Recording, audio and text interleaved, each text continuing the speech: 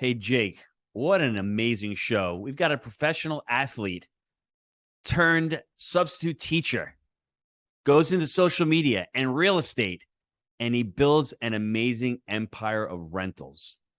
Now NFTs, it's getting crazy.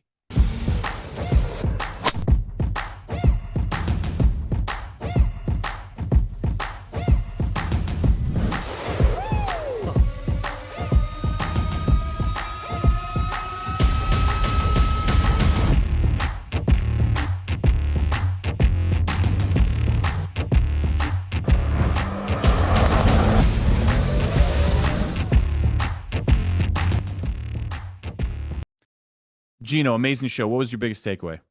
Jake, I have a couple takeaways from the show. Number one, it's persistence. It's putting in the hard work, doing 2 videos a day for 2 years to get good. Let's be honest. How many of you out there have that dedication and the desire? Practice. And number 2, just starting. Start with that first flip, because that first flip will get you to the 10th flip, will get you to the 200th flip. Get out there and make it happen. Hello, everybody. This is Jake Stenziano, host of the Jake and Gino podcast, here with my co-host, the multifamily mentor, the coach, chef, the father, 6, the best-selling author, the G-Daddy, Gino Barbo. Gino, how's it going? Stenziano, I'm doing great, brother. How you doing? Always making it happen, big man. Today's guest began his career as a realtor in 2010, but soon realized that wasn't the path he wanted to continue. Since then, he flipped and purchased hundreds of rental homes and opened other multi-million-dollar businesses. He has amassed over 1 million followers on social media, where he teaches others how to build wealth and freedom. So without further ado, Ryan Pineda, welcome to the show. What up, boys? Happy to be here. Hey, it is our pleasure. Let's get to know each other a little bit. Tell us how you got started in real estate and investing and the growth since 2010.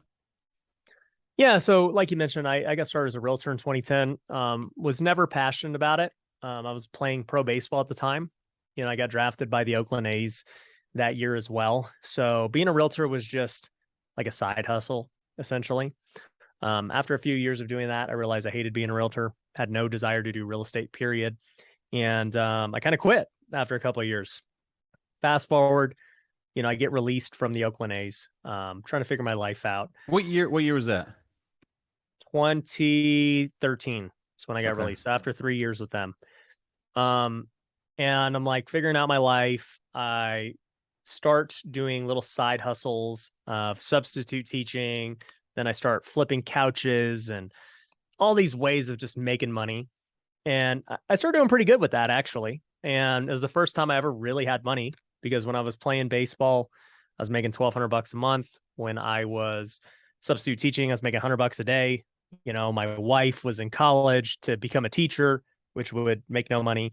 So, you know, we weren't ever like desiring to be rich or anything like that. We were just trying to get by while I pursued my dream of playing baseball. That was really the plan for the first like 4 or 5 years of our marriage. But long story short, in 2015, I came across a site called Bigger Pockets, and I learned about hard money loans.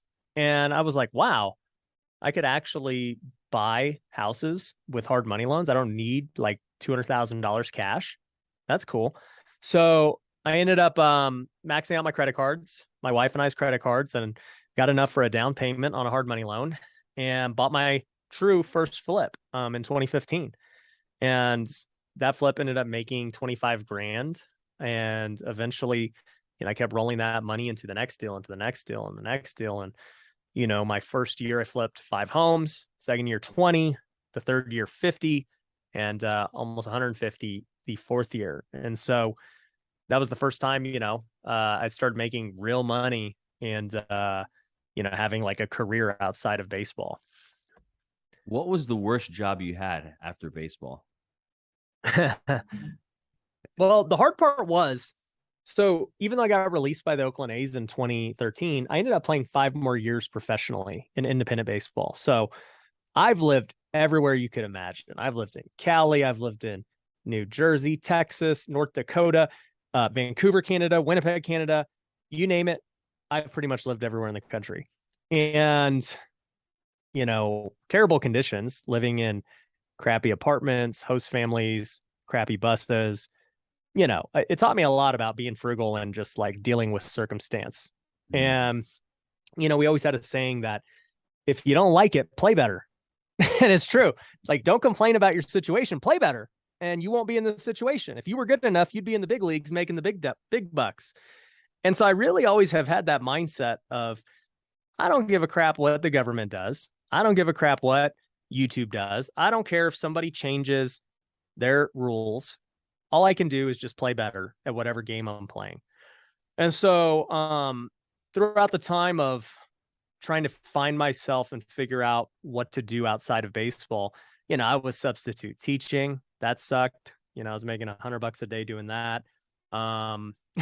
Ironically, when I first got released by the Oakland A's, I don't tell this story very often, but it was the first time in my life that I didn't know what I was going to do.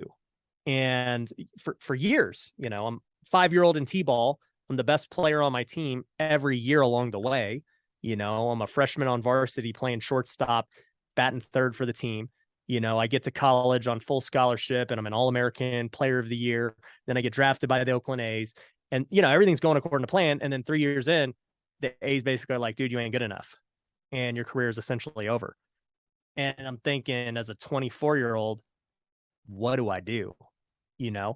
And it was at that point, I'm not a guy who gets depressed or anything. I'm always optimistic and, a problem solver. But I was like, man, this sucks. Like, I don't really know what I'm going to do. This wasn't the way it was supposed to be. Damn it.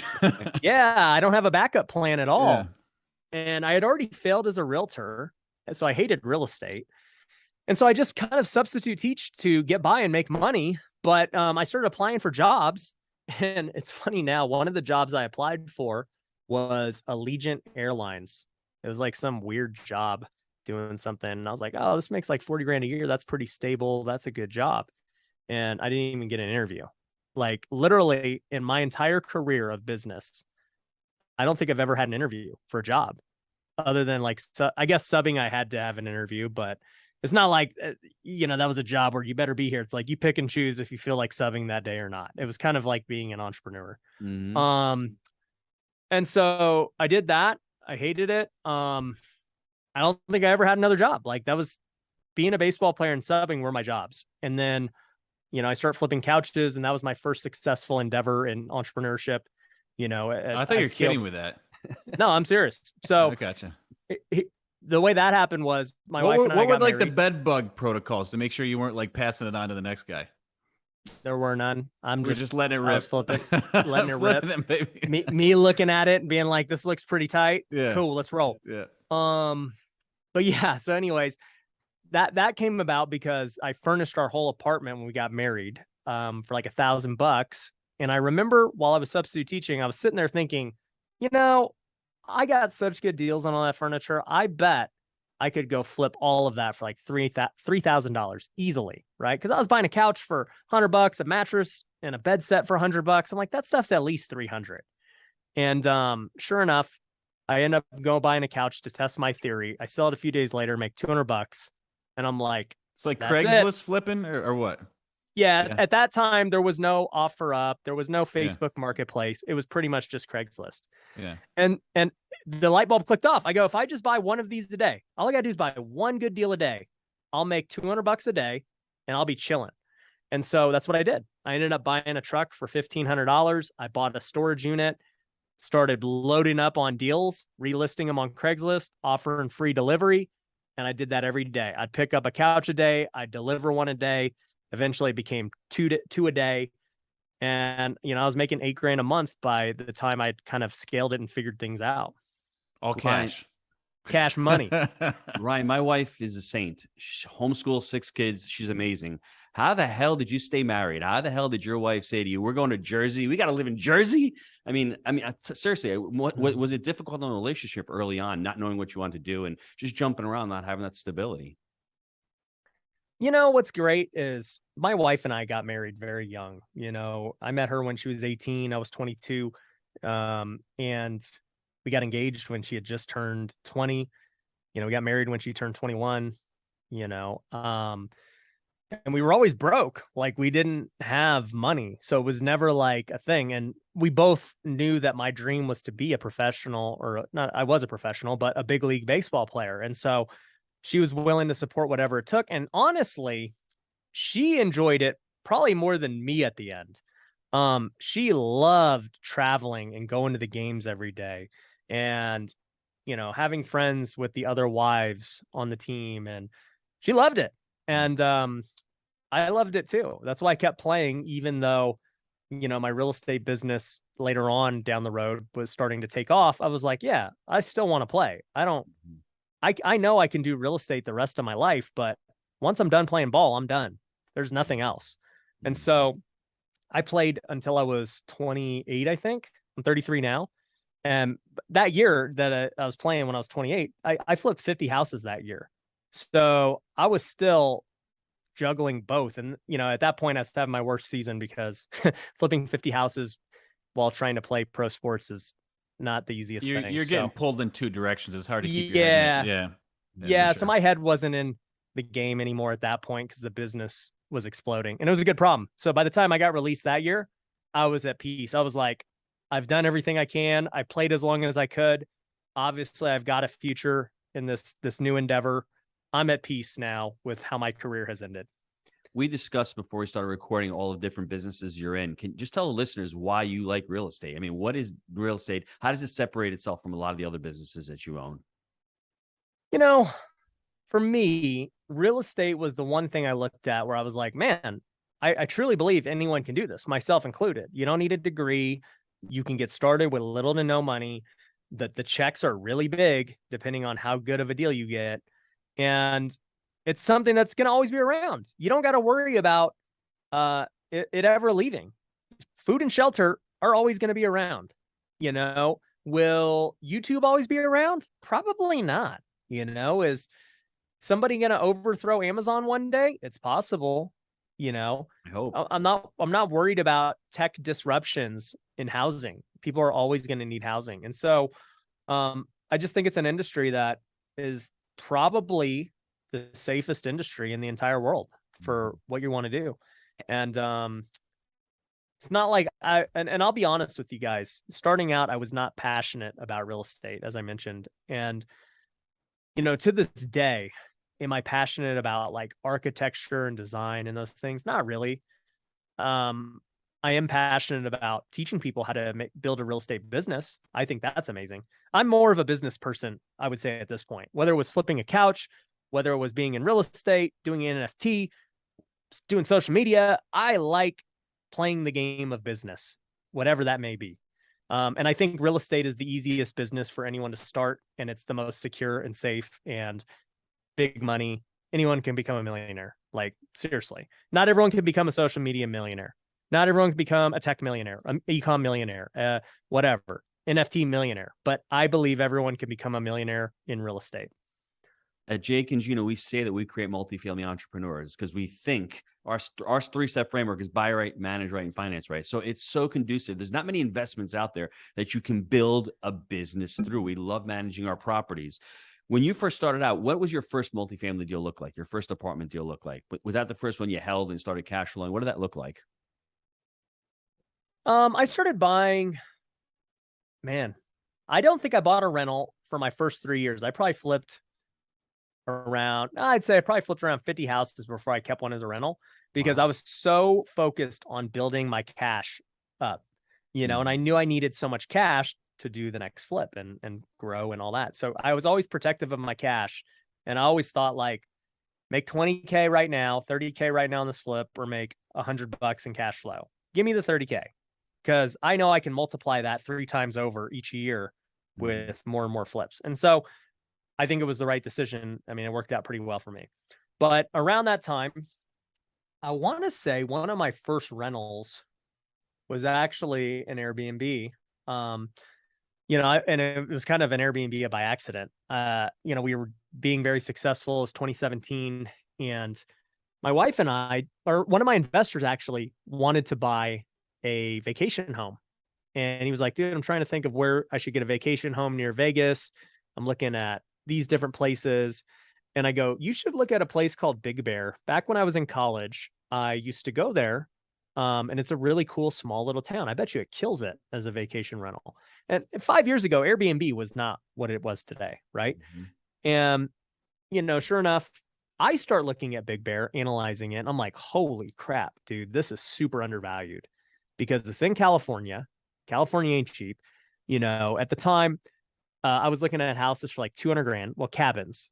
And the same cabin in Lake Tahoe would have been like 600 grand. The same cabin in Vail would have been 600, like whatever. I'm like, this is a third of the price, but it still rents for very similar rates on Airbnb. And so I ended up buying my first cabin at 200 grand. It was a 900 square foot, 2-bedroom, 1-bath. And that cabin started making $4,000 a month off the bat on Airbnb. I was like, holy crap, this is crazy.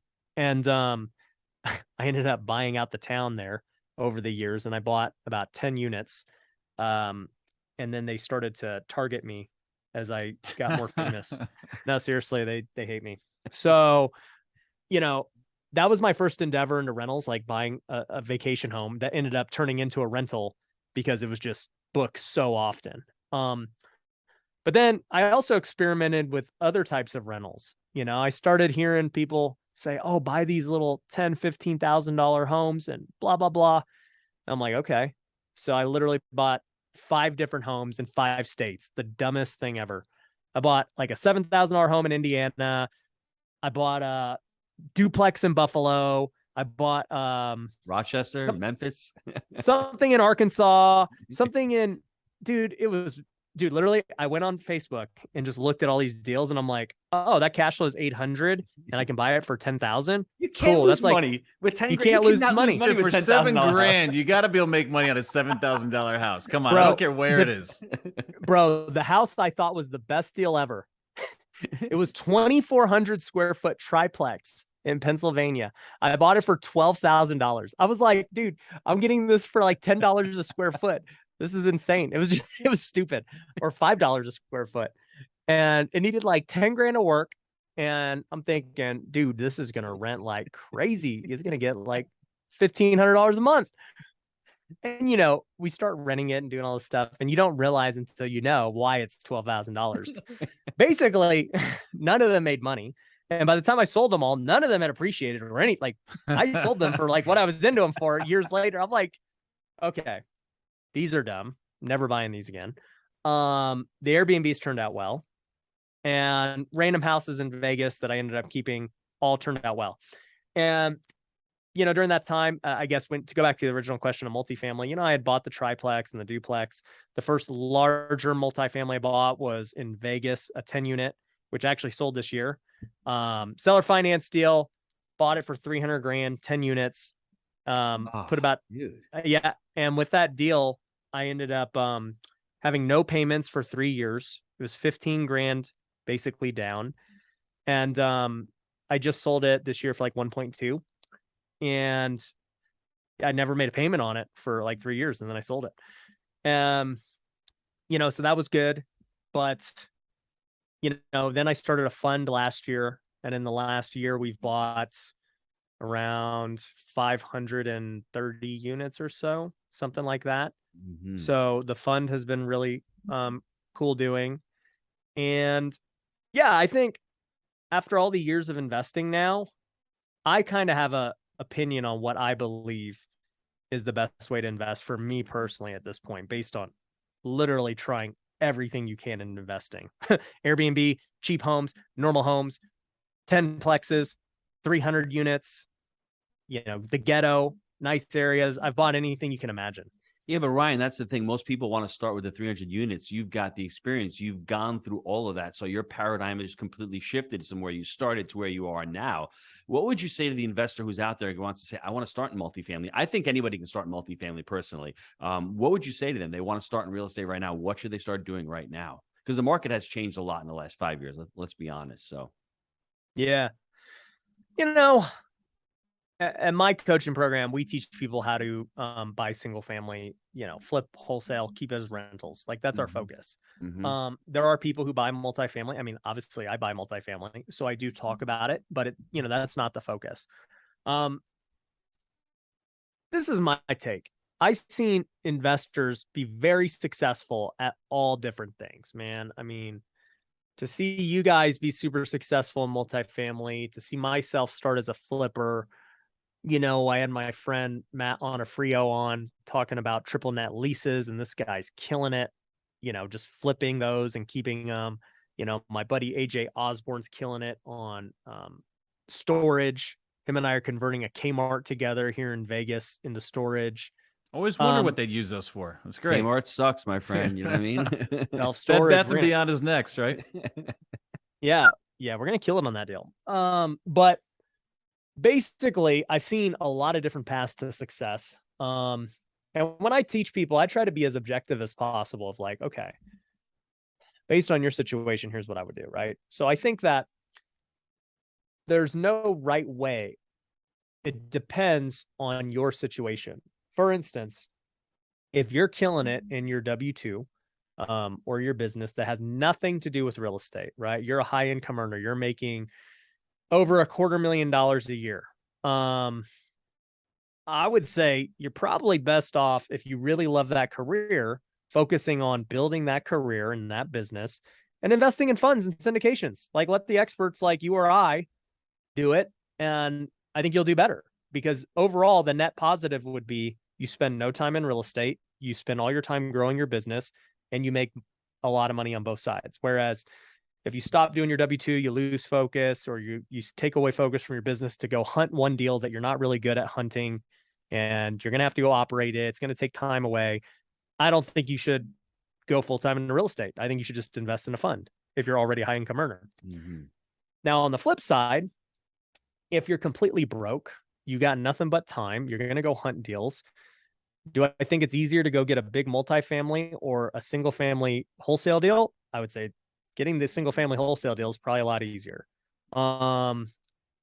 If you're an experienced flipper who's already made good money and you understand like the game, I'd say, yeah, progressing to multifamily is a natural evolution of what's next. So I just think everybody's in a different boat of where they should begin. I don't know too many people personally that have been like completely broke and started with multifamily. And I'm sure there are people there. I just don't ever hear the stories. Gino or Jake did it. Not completely broke, but had a sub 50,000 net worth. Well, when you're hitting up your grandma, you're pretty much broke, bro. What are you talking about? So, hey, man. Grandma was good to me. Got me in my first car, helped me get into multifamily. Got a shout out to Granny, right there. So, Ryan, how do you balance running multiple businesses? You've got so many businesses going on right now, as far as NFTs, as far as the e-com. You said you're not doing it right now, but you're still there. You've got the real estate. You've got so many other businesses. How do you balance your time amongst all these different businesses? Yeah, I mean, for me, every business is always going to have periods of calm and peacefulness, and periods of ramping things up to the next level, periods of where everything is breaking and you got to fix it. So it's really balancing all those things. Thankfully for me, not everything breaks all at once. For the most part, things are usually pretty calm and steady and going according to plan. And then there will be times where a business needs to ramp up for a big event or a big launch or something like that. Then there will be times where, the business falls completely and now I got to go fix it because something happened. The market changed in real estate, right? So house flipping's totally changing right now. Okay, let me go in there, figure out what we got to do, right? Mm-hmm. Same thing with e-com. E-com is drastically changing. So, okay, we're not going to do any new stores or anything like that. We got to fix what we're got going on over here. NFTs. I just launched my NFT. Like, that's been a huge launch in time and everything else that I've got to do for it. So I think with business, it ebbs and flows for me anyways, on where I'm spending my time. It just really depends what fire I'm putting out, what launch I'm doing, etc. But I think the only reason I'm able to kind of jump in and out is because we've got good teams, good systems, good processes, and good people. For most people, they can't run multiple businesses because they are the day-to-day operator. If they're not there holding people accountable, running the things, the business will fail, right? Whereas I, first and foremost, look to hire operators who I can trust, who are going to be great and that can handle the 80% of the day to day, and then bring me the problems and things that have to happen, you know? So for instance, on like the multifamily side, you know, with Pineda Capital, you know, they're underwriting the deals, they're making the monthly reports, they're analyzing new deals, looking at other opportunities, finishing raises. They do all those things. I don't talk to people, like that's not my job, but they will tell me, hey, we're a couple $1 million short on this raise right now. We need you to go into promo mode heavily. And so that's when I know, all right, time to promote. Let's go. And so I'll start creating some content and things to drum up traffic for the project, whatever. Or there might be a big investor. They're like, hey, this guy wants to invest, you know, 7 figures plus. Like he wants to talk to you. And so I'll say, all right, great. I will talk and let's figure out what we can Or do. you're like, oh, guy. great. That either or, but just you know, kidding. Just kidding. Yeah, either or. You know, I don't talk to too many investors. Like they know to protect my time, the investor relations team, but they'll be like, look, Ryan, you should talk to this guy. He's like on the fence. If you would push him, you give him the nudge. Yeah, I get it. Yeah, for sure. Before we go to the personal growth questions, you know, you're talking about social media. What platforms do you like to use right now? What is the needle, I guess, mover for you? I see you're really active on Instagram. I love your videos, your reels. I love your stuff on YouTube. What do you like? What platforms do you like right now? It's funny, man. I got into social media heavily back in 2020. And I think at the time, why? Because I realized during COVID that people were going to be glued to their phones and trying to figure out what to do with their lives. And they just literally couldn't work. So what do people do when they're bored? They watch social media. And so I was like, dude, if this is where everyone's going to be for the foreseeable future, I want to be in their face. And so it was very strategic. And look, I'm not a guy who consumes social media. I personally don't even know what my team puts out of me. I literally don't. And I just talk and they do a good job cutting it up and whatever happens, happens, right? But in 2020, I was just like convinced that TikTok was going to be huge. I was convinced that YouTube was the best platform to be on. And I actually didn't like Instagram because growing on Instagram was really hard back then. There was no reels. There was nothing. It was like very hard to grow organically. It was a pay to play game where if you didn't pay for shout outs and followers, you weren't going to grow. So I didn't like Instagram. Well, I focused all my time and energy on TikTok and YouTube in 2020, where other investors kind of laughed at me behind my back because they're like, why is this guy making TikToks? Like, what a waste of time. Why is this guy trying to put out so many YouTube videos? Shouldn't he be trying to grow his business and all this stuff? I thought it was like America's Funniest Home Videos when I first saw TikTok. It's still like, I'm like, what is this crap? Like, I couldn't believe people were consuming it. Like, my wife's watching them saying, what are you doing?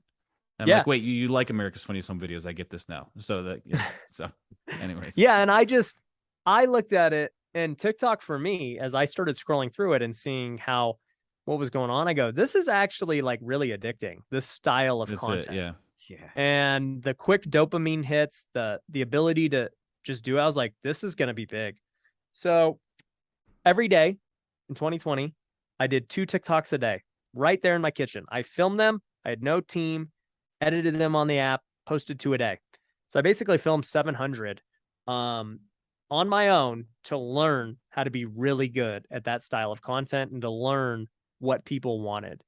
That first year, I think I got 400,000 followers on TikTok. Wow. In the meantime, I was also doing YouTube.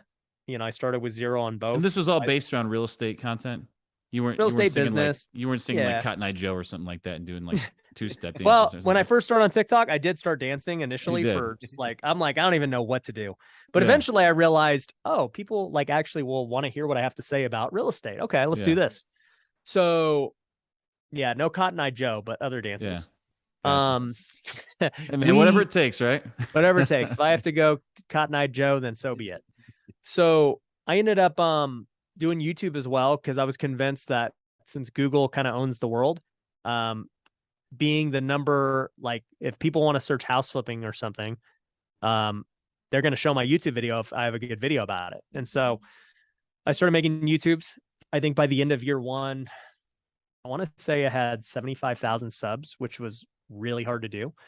And from that point, I already saw all the benefits of my business in 2020. I saw my education explode. I saw our clients at TrueBooks explode. I just saw everything explode. And I go, this is where it's at. People don't get it yet, but they will. And then sure enough, every real estate investor started to understand why it was important after kind of Except these two jabronis. Gino, we're still not on the TikTok. The TikTok, baby. Come on, we got to get there, man. TikTok. Man. All right. But you guys are on podcasts. You understand YouTube is important. You guys understand Instagram's important. And I'm sure you understand it like way more than you did 2 to 3 years ago, like how important it truly is. So yeah, long story short, didn't care about Instagram, did TikTok and YouTube. Then Instagram released Reels, which allowed people to grow organically. And so I started to like TikTok, or I started to actually like Instagram better than TikTok because the DMs on Instagram are better. You can get more sales. You can talk to people. The DMs on TikTok suck. And I would say at this point, Instagram is probably my favorite platform because of the ability to talk to people.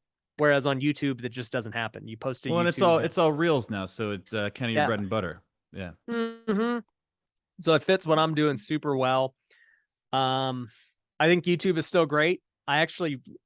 My personal favorite thing to do is film podcasts. That's my favorite because it's unscripted. I don't have to do anything. I just show up and talk. Super easy. I'm with that. Yeah. I love that. Guys, let's take a quick time out to hear from our sponsor.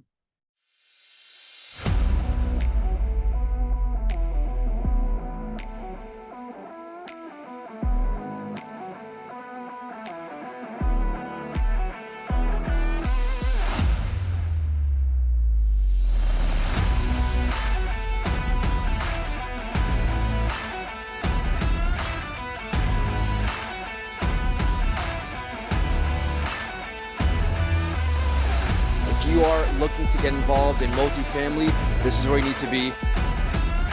The team you've built is incredible. There is no egos here. Everyone is always looking to help the other person. All right, we're back. We're going to get you out of here. We got 2 questions for you. On the personal finance side of things, just interested to ask you, you're flipping couches, anything that you do from like a personal finance hack or anything that you're doing successfully that you want to share with the folks? Personal finance hack.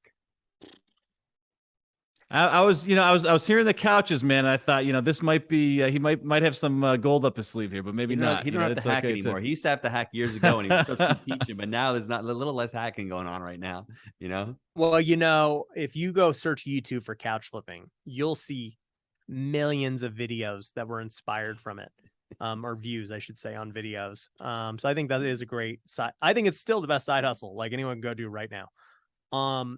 In fact, one of my students makes like 20 grand a month flipping couches. It's stupid. Have me call. I get some shit out of here right now. So, dude, that's how it is. I gave him like $2,000 worth of stuff at my house because I was like, I ain't got time to sell this. Like, take it, dude. I don't care. So, I would say the biggest hack is this. Most content creators on YouTube and people that they follow that are looking for financial advice are savers. Right? They subscribe to the Dave Ramsey's, my buddy Graham Stephan, and they're all about saving money. And I hate that. I've never budgeted in my life. I've never thought about, hey, I gotta like limit my spending because I don't make enough money. You're not a part of the FIRE movement. I am anti-fire. So I am the whatever the opposite of fire is, water. I think a smart person would say antithesis, but I'm not really sure what that means. Right. So there we go. There so the fire movement is Charizard. I am Blastoise. So I'm thinking the biggest hack is screw saving, screw worrying about budgets and all this stuff. Figure out how to make more money. That's it. Okay.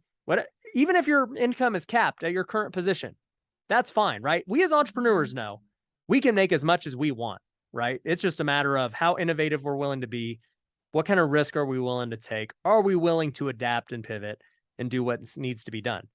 But if you're a W-2 person and your job is what your job is, that's fine. But you can still raise your income. You can get a side hustle. You can look for another job.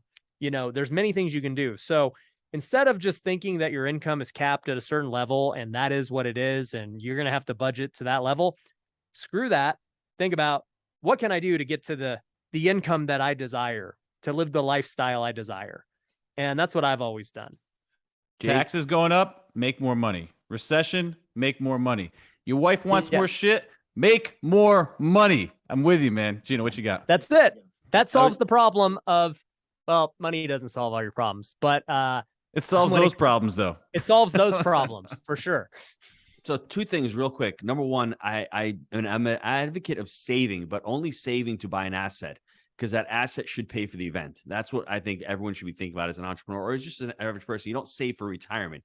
You save for a cash flowing asset that will help you pay or live that retirement. And I think what you guys are talking about, money, if you've got a problem and you've got money and money can solve the problem, then you don't have a problem. That's why I think entrepreneurs should really look at money and use it as a tool. So saving just to save for college, or that's not what we're talking about on this show. We're actually saving to buy assets that will pay for those events. And what I'm saying too is not make more money and spend more money. Yes. I am saying, unless you want to go, if you do, you do. But if you want to save more money to go buy your asset, go make more money. Accelerate the saving process. Yes. 100%. Yes. Love that. Ryan, what's the best way for folks to interact and get a hold of you? I would say just go to ryanpineda.com. You could see a list of all my companies, all my social media channels, everything we got going on. And there's a lot of ways to do business and interact for sure. And if you want to get into one of his deals, put up $1 million if you want to talk to him. If you're sub $1 million, he ain't talking to you. If it's over that, maybe he'll take the call. All right. Gino, wrap us up. There we go. So real quick on the story, Ryan Pineda, a little 5-year-old playing t-ball, kicking ass, getting through high school, getting through college. He's always the best guy out there, right? He starts with the A's in 2010. And I guess, Jake, that's his passion. I mean, he was built to be a baseball player, and it must have been a crushing, I guess, defeat when you realize that all of a sudden the dream is over and you're looking for something else, and you're a young person and you've got a young wife, you're married, and you got to, I guess, take it the next, I guess, iteration of what your life looks like. And you're thinking about yourself, I got to start flipping couches. I got a substitute teacher. These pricks, that's what my life looks like. But then one kids day, don't even want to play dodgeball. What the hell? One day in 2015, he sees those magical words, bigger pockets. And he's like, if those jabronis, if that pharmaceutical rep and the pizza guy can do it, I can do it. So he starts buying real estate. He flips his first house. Then 1 goes, I think, to 4. Then 4 goes to 20. Then to 50. And his last year of playing pro ball, he's flipping 50 homes. And he's like, you know what? I got it. I figured it out. And from there, 2017, you got 2020. He's figuring out social media and is growing his empire. And now he's got multiple businesses, multiple teams. And I love the story because from somebody who didn't like real estate, didn't know anything about real estate, was in sports, is just is an amazing example of what you can do if you just put your mind to it. It's patience, persistence, and willing to say no, but willing to continue to grow and to learn your trade. So hats off to you, my friend. Great job. That was the best recap I've ever heard off the cuff. That's what he does. That's what he does. That's what we bring him in for. So, Ryan, appreciate your time today. Gang, as always, we believe in buying deals for the long term. Think in decades. I'm Jake. He's the G Daddy, and we make it happen. We'll see you next time. Thanks, guys.